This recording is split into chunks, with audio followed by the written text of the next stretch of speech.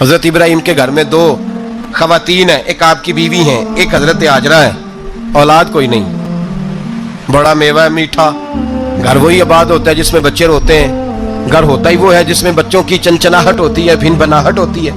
حضرت ابراہیم نے ایک بچہ روتے ہوئے دیکھا تو آنکھوں میں آنسو آئے، کہنے لگے ربی حب لی من الصالحین، یا اللہ مجھے بھی نیک اولاد عطا کر دے۔ حضرت سارہ نے سن لیا، کہنے لگی ابراہیم شاید میرے بطن سے تو آپ کو نصیب نہیں، ہاجرہ سے نکاح کر لو۔ جناب ہاجرہ سے نکاح ہوا۔ اللہ تو بڑا بے نیاز ہے، رب کریم نے حضرت اسماعیل جیسا خوبصورت بیٹا عطا فرمایا۔ بیٹا کالا سیاہ بھی ہو تو سینے کی ٹھنڈک ہوتا ہے، پر یہ تو وہ بیٹا ہے جس کی پیشانی میں نور محمدی چمکتا ہے صلی اللہ علیہ وسلم۔ حضرت سیدنا اسماعیل علیہ اتنے خوبصورت، اب جس بیوی کے ہاں بیٹا تھا بیٹھنا اٹھنا بھی زیادہ اس کے پاس، آنا جانا بھی اس کے پاس، توجہ ادھر ہو گئی۔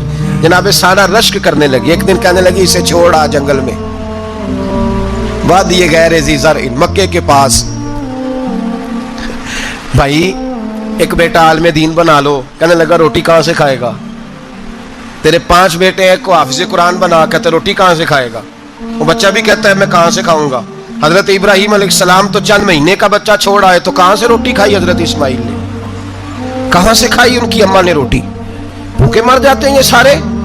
میں بڑی ذمہ داری سے کہا کرتا ہوں کہ جتنی خوبصورت روٹی اللہ کریم دین کے خادموں کو عطا کرتا ہے شاید کسی اور کے نصیب ہوتی ہو، لیکن ہم لوگ توجہ ہی نہیں کر رہے، ہمارا ذوق ہی نہیں بن رہا، ہم یہ محنت ہی نہیں کر رہے کہ قوم کو مستند علماء کی ضرورت ہے، علاقوں کے علاقے خالی ہیں، ادھر ہمارا مزاج ہی نہیں بن رہا، توجہ ہی نہیں دین کی خاطر۔ اور پھر چلے بچے تو بعد کی بات ہے نا، جو ابھی خود جوان ہے وہ بھی تو یہ دعا، ایک صاحب مجھے کہنے لگے میں دعا مانگ رہا ہوں اللہ مجھے بیٹا دے تو میں اسے دین پہ لگاؤں گا، تو میں نے کہا آپ بھی بوڑھے نہیں ہوئے، آپ خود ہی لگ جائیں، بیٹا تو ابھی آئے گا تو لگے گا نا، تو آپ تو اس وقت ہے تو آپ تو پہلے لگے نا صاحب، 2 گھنٹے تو نکال کے آئے، دین سیکھنے کو کافی ہے۔ آپ اتنی لمبی سوچ رہے ہیں کہ بچہ آئے گا تو بڑا ہوگا تو وہ جائے گا تو دیکھی جائے گی، ابھی تو آپ ہیں تو آپ تو آؤ۔ حضرت ابراہیم نے بچہ وہاں چھوڑا۔ یہاں سے جو عمرہ کرنے لوگ جاتے ہیں نا، جو حج کرنے جاتے ہیں، ان کو پتا ہے کہ وہاں دنیا کی ہر نعمت ملتی ہے، پھر بھی ڈبل ٹرپل پیسے لوگ جیبوں میں ڈال کے جاتے ہیں۔ حضرت ابراہیم جب وہاں لے کے گئے تو کوئی انسان نہیں تھا، پانی کا قطرہ نہیں تھا، 2 کلو کھجوریں، ایک مشکیزہ، بیوی کو تھمایا۔ ہمارے گھر میں ہزاروں چیزیں پڑی ہیں لیکن وہ جو توکل ہے نا وہ ختم ہو گیا ہے۔ اللہ دے گا، حلال حلال پہ قناعت کرے، جائز جائز پہ بھروسہ کرے، رب کریم عطا کرنے والا ہے، وہ مزاج ختم ہو گیا۔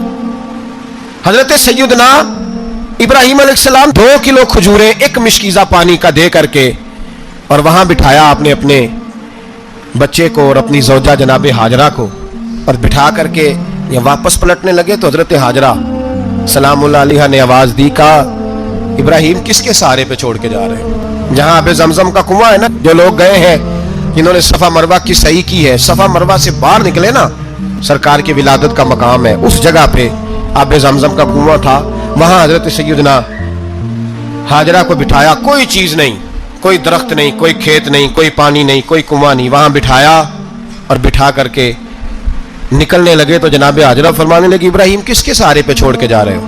کہنے لگے اللہ کے سہارے پہ۔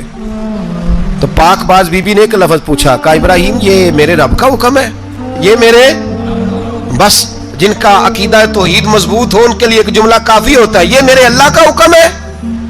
تو جناب ابراہیم علیہ السلام فرمانے لگے ہاجرہ ہاں رب کا حکم ہے۔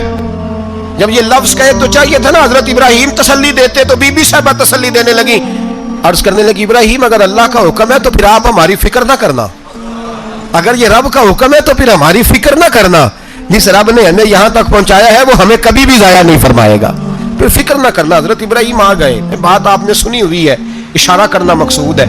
13 سال میں چلے مان بھی لیا جائے بعض روایات کی روشنی میں کہ آتے جاتے بھی رہے، لیکن مکمل دیکھ بھال اپنے بچے کی پرورش میں پورا حضرت ابراہیم علیہ السلام کا کردار، سارا کردار ماں کا تھا۔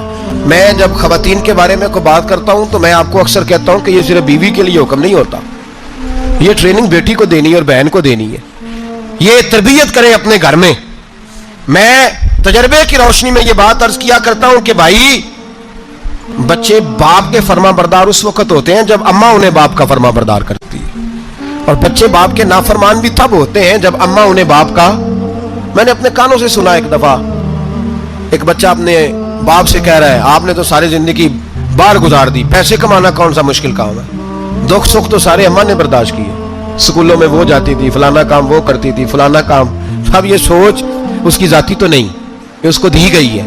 اور اگر اس کو یہ سوچ دے دی جائے کہ اماں کہے کہ میں تو اپنوں میں رہی ساری زندگی, میں نے تو اپنوں میں وقت گزارا, اور تیرا باپ تو کئی دفعہ جنازے بھی نہیں پڑھ سکا, نے تو ماں باپ ایسے دفن کر دیے, وہ اگر یہ سوچ فراہم کرے تو پھر بچہ باپ کا فرما بردار ہوتا ہے. اور یہ والی روایتیں ہم بیوی کو سناتے ہیں, حالانکہ کس کو سنانی چاہیے؟ بولیے, بہن اور بیٹی کو. بہن اور بیٹی کو سنائیں یہ باتیں, ان کو سمجھائیں, تاکہ آگے جا کے وہ جو گھر ترتیب دیں وہ گھر بڑا عمدہ اور نکھرا ہوا ہو.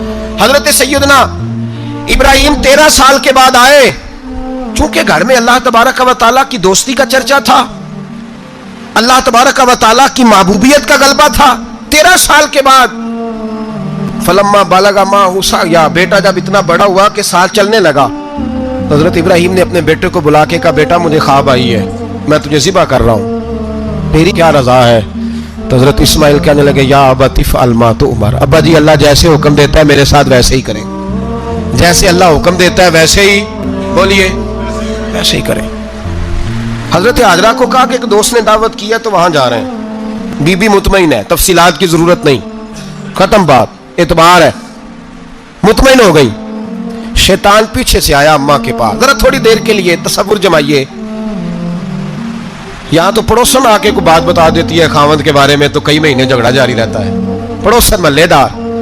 شیطان نے آ کے بتایا لفظ کیا ہے, کہا حضرت تمہیں پتا ہے کہاں جا رہے ہیں؟ کہا دوست کی دعوت میں. تو کہنے لگے دوست کون ہے؟ رب کریم. اور ابراہیم کا خیال ہے کہ اس رب نے مجھے حکم دیا ہے کہ میں ذبح کروں. تو حضرت حاجرہ کہنے لگی کبھی باپ بھی بیٹے ذبح کرتے ہیں؟ تو شیطان کہنے لگا ان کا خیال ہے کہ ان کے رب نے حکم دیا ہے. تو جناب حاجرہ فرمانے لگی اگر رب نے حکم دیا تو پھر تو مجھے شیطان لگتا ہے, تو مجھے شیطان لگتا ہے. کہا کیا مطلب؟ فرمانے لگی اگر رب کریم کا حکم ہے تو میرے پاس ایک اسماعیل ہے, اگر 1000 بھی ہوتے میں سارے اللہ کے راستے میں پیش کر دیتی, دے دیتی. مالک کا ہی تو ہے سارا کچھ, اسی کا ہے, اس میں لیت اللہ کی کیا گنجائش. حضرت سیدنا ابراہیم علیہ السلام نے بیٹے کے حلق پہ چھری رکھ بھی دی اور چھری چلا بھی دی, رکھ بھی دی, اور وہ تو اللہ کریم نے فرمایا یا ابراہیم قد صدقت الرؤیا, ابراہیم تو نے خواب سچا کر دکھایا, وہ قیامت تک تیرا نام رہے گا. حضرت ابراہیم نے وطن بھی دیا, جان بھی دی, بیٹا بھی, اللہ کریم نے دمبے دیے, فرمایا یہ فدیہ ہے. اب یہ قربانی قیامت تک حضرت ابراہیم کے طریقے کے مطابق جاری ہے. حضرت ابراہیم بہت بڑے مہمان نواز تھے, بہت بڑے. آپ جب مصر میں قیام تھا تو بڑے بڑے لمبے چوڑے لنگر پکتے تھے, لوگ آیا جایا کرتے تھے, بڑا تفصیل کے ساتھ کھانا ہوتا تھا. مہمان نوازی آپ کی خاص صفت مبارکہ ہے. ہمارے ہاں بھی مہمان نوازی ہوتی ہے امیروں کی, بلکہ اب تو مہمان نوازی اس طرح کی ہے کہ کل تیری میرے پاس دعوت ہے اور پرسوں میری تیرے پاس ہے.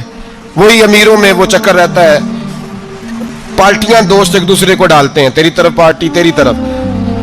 اور اسی انداز میں اب یہ عید آئے گی نا, ٹکا پارٹیاں ہوں گی جگہ جگہ, اور لوگ سوال پوچھنے لگے ابھی سے, کہتے ہیں قربانی کا کتنا گوشت گھر رکھنا جائز ہے.